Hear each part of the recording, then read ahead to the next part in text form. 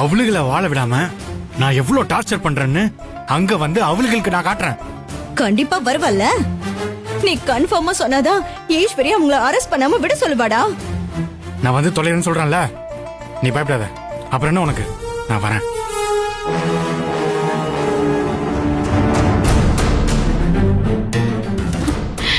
இப்பதான் என்னை விட்டு போக மாட்டேன்னு சொன்ன, அதுக்குள்ள உங்க அம்மா கிட்ட கிளம்பி வரேன்னு சொல்ற. நீ என்ன நினைச்சிட்டு இருக்க? ஏய் வர்ஷா, எனக்கு அங்க போக சுத்தமா இன்ட்ரெஸ்ட் இல்ல. ஆனா என்ன பண்றது, நீ எங்க போன்ல கேட்டல என் டாடியும் துருக்ஸா அங்க எந்த ஒரு நிலைமையில இருக்காங்கன்னு. நீ கேட்டுட்டு தானே இருந்த. இப்ப நான் போலன்னு வை, அந்த ஈஸ்வரி என் டாடியும் துருக்ஸா அரெஸ்ட் பண்ண வச்சு லாக்அப்ல தள்ளுவா.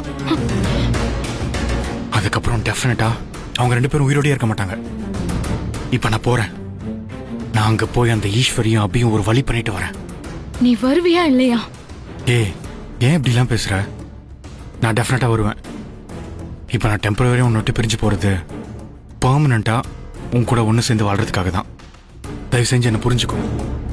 ம்